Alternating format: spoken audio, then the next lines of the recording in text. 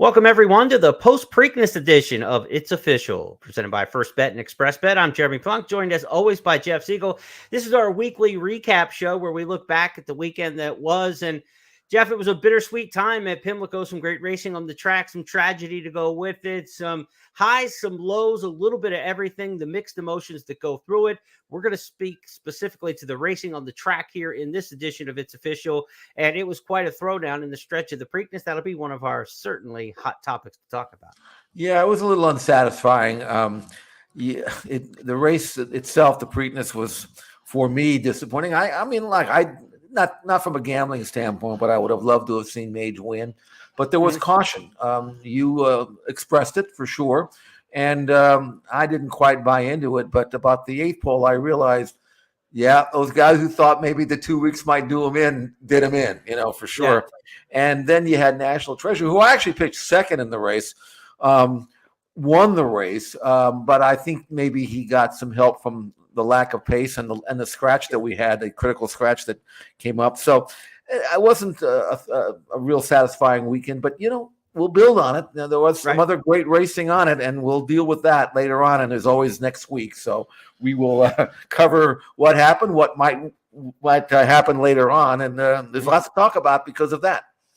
And we're back to having one of our topics this week, the stars of tomorrow, and that's always the eternal optimism that goes in racing. No matter how cloudy things look, a good horse and a forecast for the future is always a pick-me-up to people playing the game and those involved in the game. So let's go to our 5 topics this week, starting right off the bat. Pace makes the Preakness. It was slow as expected in the Preakness Stakes, but maybe not this slow, Jeff. Opening half mile in 48.92, 6 furlongs in 1:13.49. And that left really just 2 horses to duke it out in the stretch, and they did fight it out. We're talking about National Treasure and Blazing Sevens. Dave Rodman with the local call, and you get a special look at the head-on replay here, courtesy of the MJC. With less than 3 furlongs left to go, 6 furlongs up at 13.49. National Treasure with a quarter to go at Pimlico has a neck in front from Blazing Sevens. Mage is called on to run, and Red Route 1 down to the inside. National Treasure, Blazing Sevens trying to get by their uneven terms, and head-to-head with a furlong left to go. Mage has to quicken up from third. Blazing Sevens, National Treasure fighting back on the inside. Blazing Sevens on the outside. Blazing Sevens, National Treasure. Oh, what a Preakness! It's National Treasure who gets the lead late. Fights Blazing Sevens all the way down the stretch. Mage was third, Red Route 1, and then it was Chase the Chaos. Perform and Coffee with Chris. Proper word usually picked by Dave Rodman. Once again, he is right on the call with fight. That was a fight in the stretch. Irad Ortiz being aggressive to the outside. John Velasquez to the inside, came out to find him. They found each other. They rubbed rubber coming down the stretch a few times, to use a NASCAR term. But Jeff, the horse who got the early lead and was able to dictate the pace, was able to hold them all off in National Treasure. Your thoughts on the pace and the importance of it? Well, first of all, I was looking forward to the horses coming by the stands for the first time, because you had warned me that what would happen, and that was that Johnny V on National Treasure from the rail was going to pack everybody out, which he went. Mm-hmm. I must have come out. I didn't see the head on to the first time by the stands, but must have been 5 or 6 lengths. Yeah. So, I mean, that's race riding, and that's just the way the New Yorkers seemed to ride. But he got away with a very soft pace, and I think, what was first of all was disappointing was that First Mission was scratched, because he would have been in the right spot. And based on his form, I think he could have run really well and probably would have won it if he had been able to run. But then the pace was slow, and National Treasure, who had the advantage of a slow fractions inside draw, so everything kind of came together for him. His Santa Anita Derby race wasn't bad, so I could envision him running well, which he did. Yeah. And then, of course, he's hooked by Blazing Saddles, and the two battle head to head, with Mage right behind him with dead aim, and in my mind, certain to go by at the quarter pole. And then all of a sudden, he was out of gas. Mm-hmm. No late speed materialized. The horse that you gave a chance to perform, I thought had a chance as well. He didn't raise a gallop. So the whole race kind of came up empty to me. And although it was a thrilling race, 98 Bayard number, so I don't know. I mean, it was an exciting race if you like National Treasure, as Some of my friends did, and I didn't listen to them. But I don't know whether or not this was a Preakness for the ages. That's the only thing that kind of was disappointing to me. The thing that stood out was the final 3/16 of a mile. It was absolutely exceptional. 18:05 on the clock. I went back and looked at the Equibase charts. They go back to 1991 with the Equibase charts, where you can pull them up. This is the fastest come home time. The media guide for the Preakness Stakes shows that Summer Squall in 18 seconds flat in 1990 is the fastest final 3/16. We don't know about the Secretariat hand timing and all of that. Let's just took 1990 to the present at least. We know Summer Squall was 18 flat. That year they did not time the race in hundredths of a second. So this is either the fastest or co-fastest or second fastest come home time in a Preakness. Absolutely aided by the slow pace early. No question about that. They go faster than that, faster than this published time early. They do not come home in 18 seconds, these particular horses. But to their credit, they still were able to come home. We've seen slow paced races that still don't come home that fast. So they at least did quicken and pick up. And that would explain why none of the horses from the back did anything whatsoever. One, they didn't fire. Two, the horses in the front quickened. And then Mage just spun his wheels, as you said. He had dead aim. He only had to make up 3 lengths over the whole back half of the race and wasn't able to do it. You know, I mean, he didn't make up anything. I think he got beat 2 1/4 in the end. So, he got beat. He made up 3/4 of a length on the front runners over the last half mile of the race. That wasn't the same performance that we saw in Churchill, regardless of how the pace went. Mage did not fire as well as he did in Kentucky, but that's also not to be unexpected, right? A lot of Kentucky Derby winners come to Pimlico and don't fire as strong as they did at Churchill Downs. But sometimes that's still good enough to win because they're great, and a little bit less than great for them, still good enough to win the Preakness. Some good Derby winners come here and kind of hit the board like this after a good effort. And then some bad Derby winners come here and they regress and they're nowhere to be found, and they don't go on to do anything. Think, some horses over the years that failed here and didn't get back on the beam, the Always Dreaming, Super Saver, horses like that. This makes me think that Mage fits somewhere in that middle category. He's not a great Derby winner because a great Derby winner, even running a little bit regressed, wins this race. I think he's a good Derby winner who this race was quality for him and running third, beaten 2 1/4, 2 1/2. But it's not anything to write home about as a great horse would have beaten this cast, this particular cast too, because between Blazing Sevens and National Treasure, neither had won a race this year, if I'm not mistaken, right? They're both 0 for the campaign this year. They run 1, 2. Those are the ones you got to run down.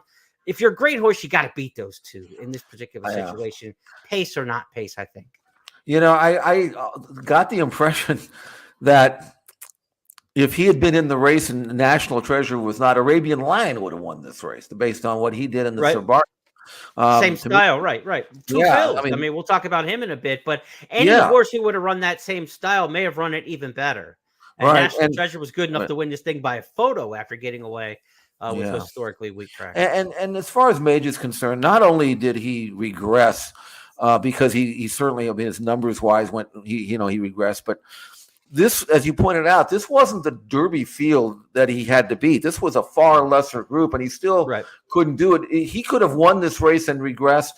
I mean, even Justify, when he came back and won the Preakness, I mean, he was life and death to do it. He regressed. He just was good enough to win. But he barely beat Bravazzo in the fog, right? And who was Bravazzo? Right. So the bottom line is that's one of the reasons why I was kind of looking forward. I mean, we're spoiled. We want to see Easy Goer and Sunday Silence every year. Right? We're not going to get that. Right. But now National Treasure has a chance and likely will go on to the Belmont. And if he can win that, and all of a sudden he's leader in the division, and I never considered him to be of that level. Maybe I'm underestimating him, and time will tell. But I was hoping that Mage would go out and justify his Derby win and didn't. So now we're back almost to square one. And because of that, now we almost start starting over. Don't you think, Jeremy, in a sense, in terms of the division? Well, same as last year, right? Because Epicenter kind of was the leader going into the Derby, beaten favorite there, beaten favorite in the Preakness. We had different winners in the Derby and the Preakness, and we're all like, okay, where do we go from here, right? Yeah. Well, Donegal won the Belmont. We never saw him again. And then that division just kind of came back to Epicenter. So I don't know who this comes back to, does it come back to Forte by the time it's all said and done? Maybe. Maybe it will. Maybe it will. But yeah, National Treasure, I mean, they expect to move on to the Belmont Stakes with him as announced. And, there's no reason not to, offer Right. this effort here. But is he good enough to beat these horses in the Belmont Stakes? I don't think Graham thinks. And Graham, the dog, who's No, listening he's in here he's today, adamant. he's avid that National Treasure could not win the Belmont Gold a mile and a half. I agree with you, Graham. No, I agree. I'm. By the way, I like when he chips in because he's pretty smart. He's a lot smarter than people think that dog is. I listen to him anyway. He's ready for a vacation, and we're going to get to that here in a couple of days. So have a seat, young man. We've got more show to go on with here. Let's move to topic 2 here this week on It's Official as we stay in this theme of the 3-year-olds and the Triple Crown talk. Let's move to the Belmont, where we exit Mage. He's not moving on to the Belmont Stakes, but Forte will be back in the Belmont so long as he gets the veterinary thumbs up on the workout. He's already breezed, and he's going to work again and get the thumbs up, hopefully, from the veterinary scene. Your thoughts on Forte now as we look ahead to the Belmont? We'll look at the probables, the possibles, as we should say, 2 weeks out now, plus from the Belmont Stakes. What about Forte getting back into this mix? Well, it was good to see him breeze on what was it, Sunday? I think it was on the training track, just a half mile and 50 and a fifth. But I mean, he's back training, so hopefully his foot problems are a thing of the past. And I think if he were to run as well as I'm sure Todd Pletcher is hoping that he will run, he may very well be the horse to beat in the Belmont. I mean, he's got proven form there. I mean, he really strikes me as a horse that would love a mile and a half, Jeremy. I mean, he doesn't have an incredible burst, but he looks like he can carry it for a long time. I mean, he makes extended runs. He's got enough tactical speed to lay close up. I'm very interested to watch him breeze again and maybe 2 more times before the Belmont, but I could see him win that race. Yeah, and this is him collaring Mage in the Florida Derby, and that, like you said, not a brilliant turn of foot, but he grinds and he gets to you. And at Belmont, that can be a good style. Of course, the stretch run at Belmont is short. It's the shortest of the 3 Triple Crown races. Everybody will talk about, the big Sandy Oval. It's all turns. When they turn for home, they don't have as long a stretch as they do at Churchill or at Pimlico, but it's a short stretch at Gulfstream, and that's kind of what he's going to be looking at in terms of length from top of the stretch to the finish line. It's going to be very similar to Gulfstream at Belmont, and so if he can grind and run down a good horse like Mage in the Florida Derby, he could certainly do it in the Belmont. Of course, a lot of Belmont stakes are won with that move on the turn, and when they come off the turn, everybody's kind of gassed at the end of the mile and a half. So if you can get to the front at the top of the lane, it's a good spot to do it. Who might Mage be a part of the field when we look at the Belmont Stakes? Here are the probables, possibles, however you want to say it, at this point in time. All the horses on the left side of the page are horses out of the Kentucky Derby. Angel of Empire and Hit Show for Brad Cox.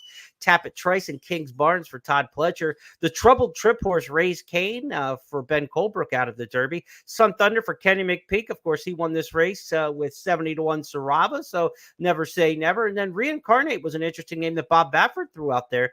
He's got 3 that he's still considering as possible for the Belmont. Reincarnate wouldn't be a horse that jumps to mind, Jeff, to go a mile and a half, but Baffert listed him. Well, I think that might be an owner's call more than anything else. But I'm talking with Bob a few days ago. I think that he originally thought Arabian Lion would probably one of the Woody Stevens. I guess maybe will reconsider that. He might think that if for whatever reason National Treasure doesn't make the race, although that's the plan, why couldn't Arabian Lion do what National Treasure right? Hey, what we saw the other day was really impressive, I thought, in the Sir Barton. And so if you look at this group, Forte will be tough. I'm also intrigued by Arcangelo. I really liked his Peter Pan win. I thought that's a colt. I don't know about the mile and a half, Jeremy, but that's a comer. He is a good colt, I think. Yeah, like you want to look at the Peter Pan and say, these are the fresh horses. These are the horses that didn't go through some of the grind of the Derby and a lot of the preps to get to the Derby. So Arcangelo comes in really kind of fresh and peaking towards the Belmont Stakes. We don't see a lot of success out of that race historically, but hey, everything's changing. There's a shifting landscape in the 3-year-old scene of the way these horses are campaigned now.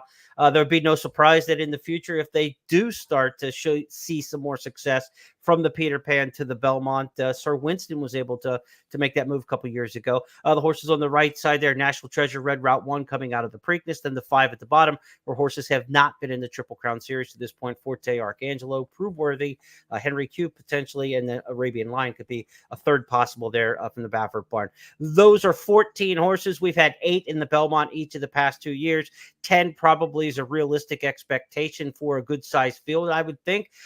This year, I think somewhere in that 10 ballpark. So we're not going to see all 14 of these come back. Many of those from multiple trainers, so the odds of Pletcher, Cox, Baffert all wanting to run 3 horses, that kind of thing like that. We'll probably see some attrition off of that list, Jeff. But I would say a good field of 10, maybe something like that. Shouldn't be a short field for the Belmont because there's nobody to be afraid of, right? You're not running from anybody in this particular race. But again, we had 8 the past 2 years. Last year, Modonegal was favored coming out of the Derby, got the 5-2 victory off the 6th place finish, I believe it was in the Derby. Yeah. So we've got a couple horses in that 5th, 6th area, the Tappet Trice, the Angel of Empire, those kind of horses that ran okay, hit show. Yeah. They ran okay in the Derby. Now they got the time off. They should be pretty effective, you would think, come Belmont time in a couple weeks. Let's move on to the fillies now and talk about the Black-Eyed Susan. That was where Taxed was victorious on Saturday at Old Hilltop. Taxed, she collected on the field here at a nice price for trainer Randy Morse. Let's take a look with Dave Rodman's call of the Friday Black-Eyed Susan. With a quarter to go at Pimlico, Who's Your Filly turns for home. Who's Your Filly? Faisa's working hard. Inside there, dropping back is Merlaza. On the outside is Taxed with a furlong left to go. Who's Your Filly's in front, trying to stay on. On the outside, Taxed. The 2 grays are slugging out of the final furlong. Taxed has grabbed Who's Your Filly. Taxed in front with a 16th left to go. It's going to be Taxed pulling the upset in the Black-Eyed Susan Stakes. Taxed and Rafael Bejarano from Who's Your Filly second. So, Jeff, it was Pretty Mischievous who won the Kentucky Oaks through the Fairgrounds route. We saw Who's Your Filly second here in the Black-Eyed Susan, also from that Fairgrounds route. But Wet Paint, you and I thought going into the Kentucky Oaks, was the filly in the 3-year-old crop, and she was the favorite in the Kentucky Oaks via Oaklawn. Tax chased her a couple times down at Oaklawn and wasn't able to get it done. Now seeing Tax come back and win the Black-Eyed Susan, I'm beginning to wonder if the Kentucky Oaks just wasn't an off performance for Wet Paint, or was it simply that she's not as good as we thought? This cloudy 3-year-old filly division, I think it's a little cloudier even after this Black-Eyed Susan. I mean, this is a filly who was claimed for maiden 50,000 in November, even though she had brought 105,000 at auction, and the connection's willing to give up on her already after 2 starts. Ran her for 50. She won that race. They lost the filly, and now all of a sudden she's the winner of a Black-Eyed Susan, and doing it, beating obviously fillies that we thought were good. I mean, it's good to see Who's Your Filly bounce back and run well, although she got, again, when you see lone F controlling speed type of trips, that'll almost always bring out the very best in a horse. It's kind of like what I call a pristine trip, but it doesn't always get duplicated, and they don't always run well when they don't get that kind of trip. Yeah, right. So when Who's Your Filly was handed the early lead, I'm thinking, okay, she thinks this is just a workout. We know she works well, so she was able to continue on, and then when finally put the pressure in the final furlong, she gave it up as she'd been doing. Yeah, that's understandable. But what I cannot understand is how badly, and even though she hit the board, that Faiza was way below what I thought she was capable of doing. I'd watched her run; her numbers were rising. She trained well. She was in a great spot in the clear, and she ran. You know what she did? She pulled a maid. She just the same thing right there. Yeah, and all of a sudden, nothing. That was surprising to me.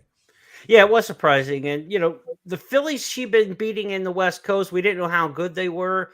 But like you said, if you follow the numbers and things like that, she was rising. She was getting better. She was untouched in 5 starts. You expected more than this. Even if she gets beat, if she runs like Blazing Sevens did in the Preakness and gets beat, then you say, okay, she brought her game. Somebody outfought her. Maybe we exposed her a little bit, but this was kind of like major exposure in that she really didn't fire with much at all. And And what we had seen out of Hoosier Philly in a couple starts this year, it was like, you're not beating her. You didn't even get by her. So even if the winner runs a big race, Feza was definitely flat in that.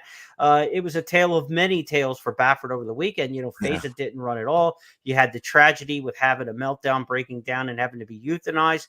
And then you had, great performance like Arabian Lion and a winning strong performance by National Treasure. So it was all over the map for the barn. A lot of times a barn will ship in and have multiple horses and they all kind of run subpar and you go, oh, okay, boy, they were all off for whatever reason. A lot of times they come in and they're all hot and everything's scoring. This was all over the board for Baffert this past weekend, and Fezes was definitely the most befuddling of the performances of the horses that he had sent to Pimlico.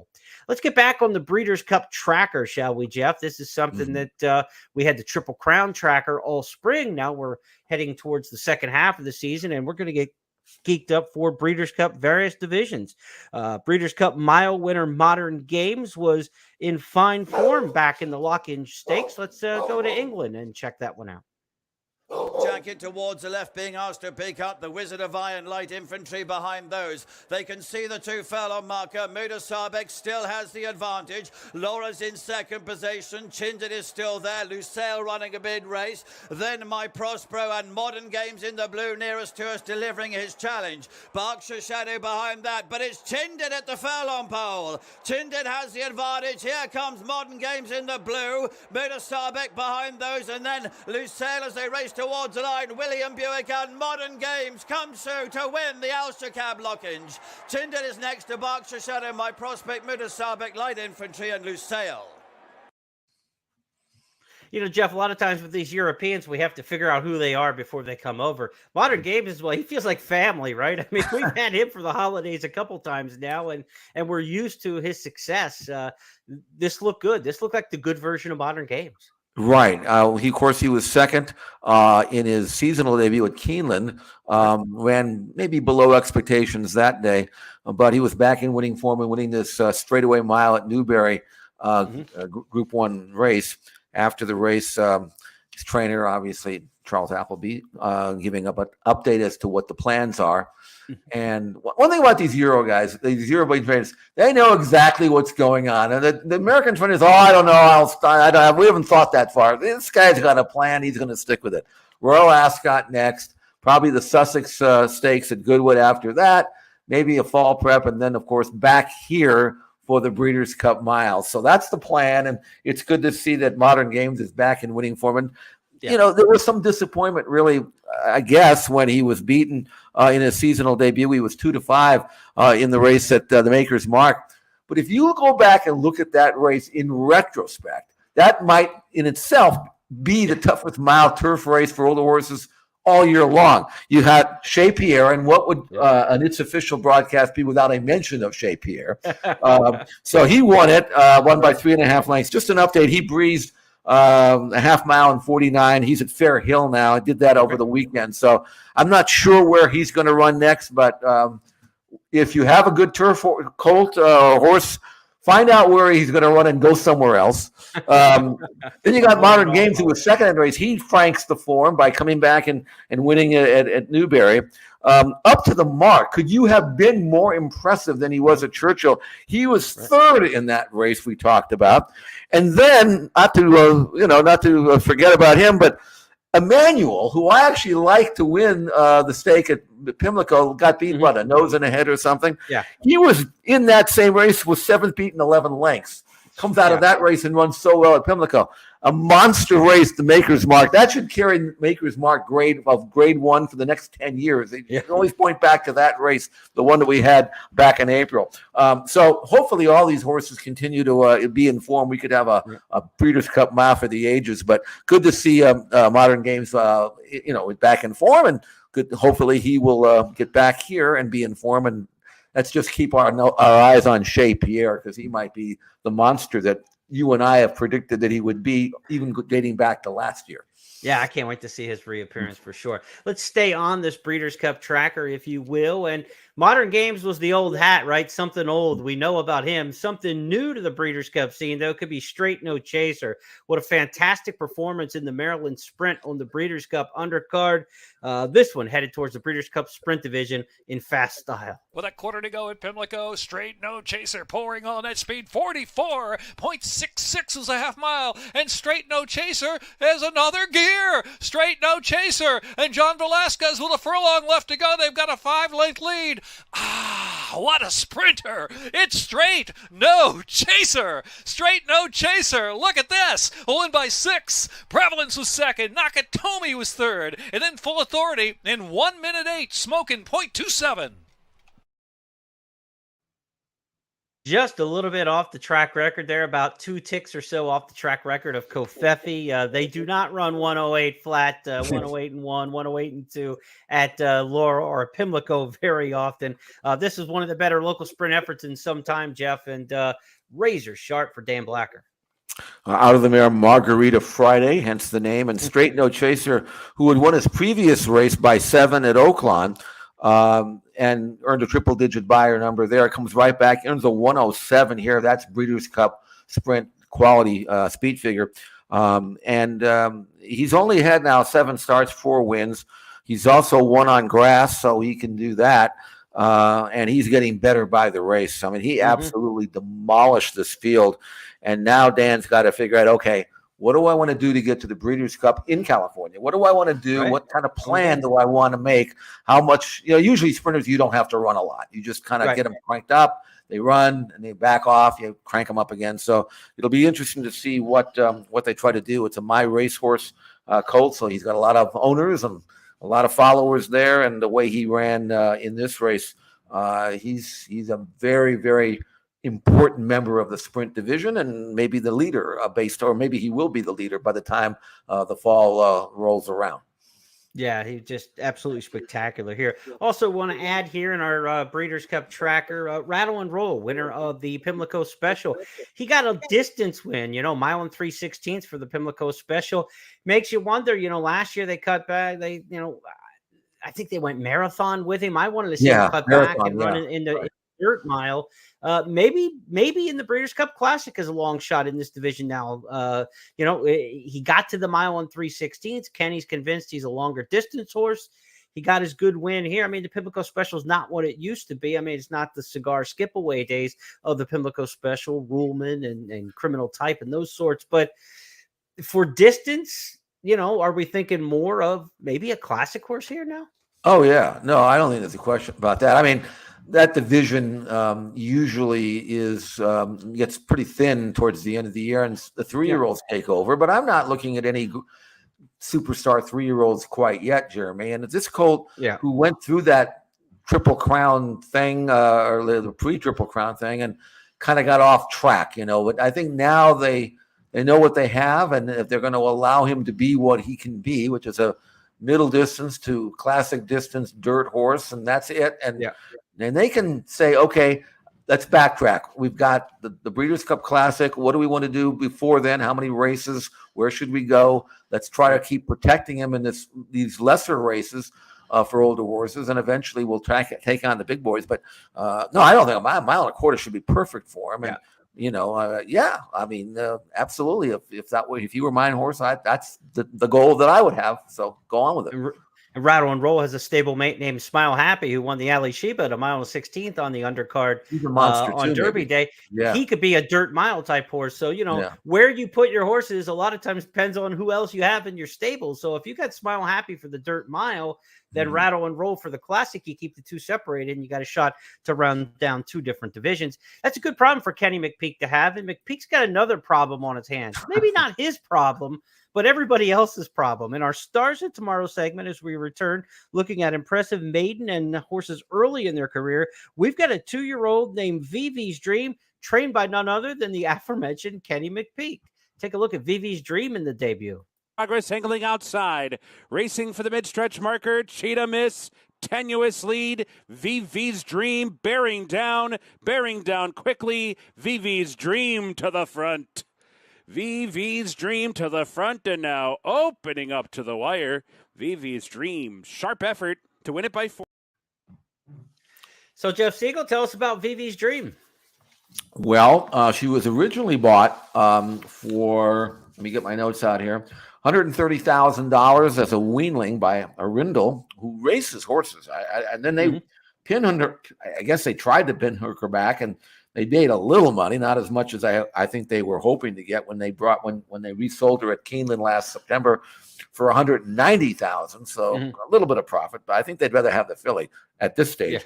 Yeah. Kenny McPeak signed the ticket and has this filly from the first crop of Matoli, a win at first asking, and the way she did it was impressive. She wasn't like out there opening up 5 early and then dominating. She came from off the pace, won without really being knocked about, did it in style, ran 52 flat or whatever it was.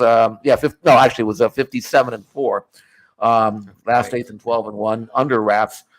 As from the first crop of the top sprinter Matoli, you have to wonder how far does she really want to run, and we'll find that out eventually.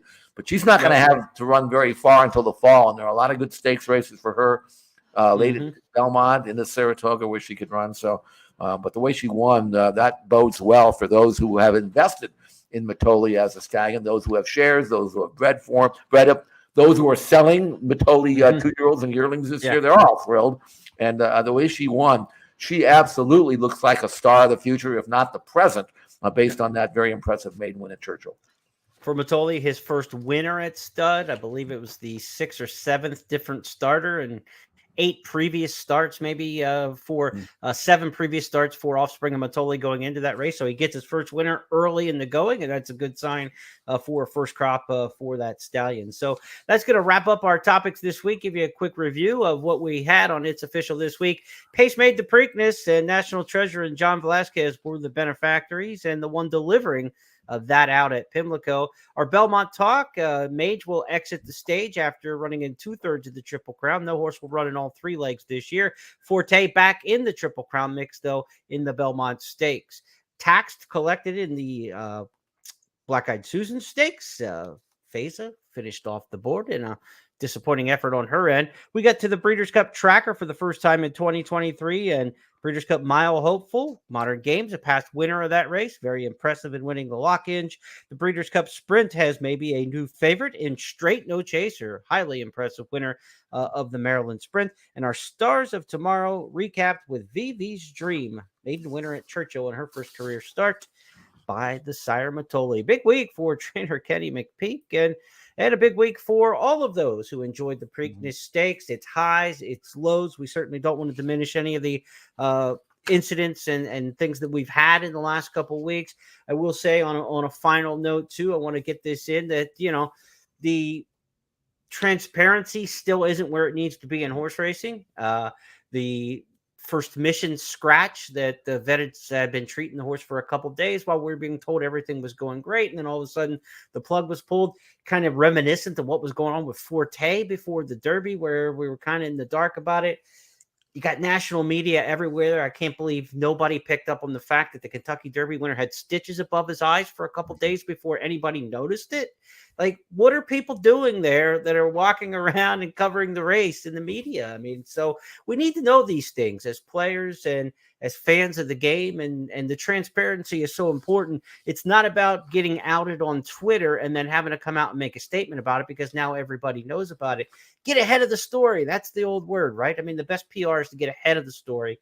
Be honest, be forthright with things. And there's nothing nefarious going on. The vets checked it out first mission. They scratched him. They did the right thing. Everything was cleared and fine to run. It didn't affect Mage, in his preparation and such. Everything was fine with that. There's no reason to hide and sweep things under the rugs. Let's be more transparent about it in the racing game, and let the vets do their work. Let the trainers do their work. Let the fans and the punters play with confidence. There was already, I believe, by the time we heard about the Mage eye thing, there's already $500,000 in the win pool for the Preakness Stakes at that point before it became public. Just things like that. Whether you think stitches above the eye is a reason not to play a horse or whatever, that's neither here nor there. It's the fact that you should know about it. That's why the NFL has their injury reports on a daily basis, the week of a game. They want transparency. They know how many millions upon millions of dollars are bet on football, and especially now that it's legal in a lot of places. So every day I check the injury report for my teams. Not that I'm gambling on them. I just want to know who's going to play, Right. And I don't know if racing will ever go that far. I'm pretty sure they won't, but it would be nice to know what's going on and not find out in this day and age of advanced betting and everything else like that. It wouldn't hurt to let people know what's going on. But horse racing's rooted in secrecy. It's been that way for 100 years or 200 years, whatever it is. It's hard to break out of it. Maybe and if we had some kind of commissioner or something, then maybe they would. But we don't. Never going to have that happen. So just going to have to live with it. That's just my opinion. It's disappointing, but that's the way it is. We are 24 hours into the HISA era, the Horse Racing State Safety Act. It began yesterday. Of course, we record It's Official on Tuesday. So, maybe disinfectant is, sunlight is the best disinfectant for a lot of things. No pun intended here in the medical area. But, maybe just the talk about this, the regulations, the rules, the connectivity from state to state to state now under some of these different and now, similar parameters, maybe just all of that and the attention to it makes things a bit more transparent. It may not solve everything at all, but we can incrementally move forward, at least with some transparency. Because I got to tell you, as a bettor, I was frustrated last week, really frustrated with what was going on, from back to the Forte, through the two things there with, we're not talking about like minor horses, right? The Derby favorite, the Derby winner, the horse who ended up would have been second choice in the Preakness Stakes, first mission. So that, there's a lot of interest on these horses, and there's a lot of interest in doing the right thing by the horse. So if you are doing the right thing by the horse, which they were in these cases, then tell about it. Don't try to hide anything. That's my final thought as we close out this week's show. We remind you that we'll be back on Friday, Jeff and I, to handicap the weekend stakes races, a big Memorial Day weekend at Santa Anita this weekend. So our Friday podcast is back on its normal time slot this Friday, first call. Jeff and I will handicap the weekend stakes races. Let you know at Santa Anita this weekend, they're going to have a mandatory payout on Monday, Memorial Day, of the Rainbow Six. And there's also going to be a single ticket provision, I believe, on Friday and Saturday that guarantees if there's a single ticket winner in the Rainbow Six, they'll be guaranteed to get $1 million. So a couple of huge Rainbow Six promotions coming up this weekend at Santa Anita. So be sure to stay on board for that. As mentioned loosely earlier, I'm going to be on vacation next week, so we're going to take a break on It's Official next week and come back Belmont week. So we'll have our It's Official Belmont edition coming up in 2 weeks' time on Tuesday. We'll also have first call on Belmont Stakes week moved up a little bit to Thursday to help you with your handicapping when we get to that one. But that's still a couple weeks away. Jeff, we've got a big Memorial Day weekend to come. Yeah, we do. We have lots of good racing out here at Santa Anita for sure.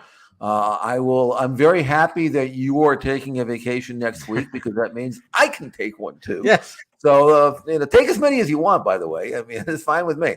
We'll be off next week. Next week we will not have It's Official, and we will not have the first call on Friday. But I'll still be gambling, and I'll still be handicapping on the website at ExpressBet. Yep. So we'll have the usual amount of information there. So I'm not going anywhere, and even if I did, I'd probably bring my computer, But you don't do that now. This is my first non-computer vacation. I'm pretty sure your wife will hide your computer. She won't let you bring that along.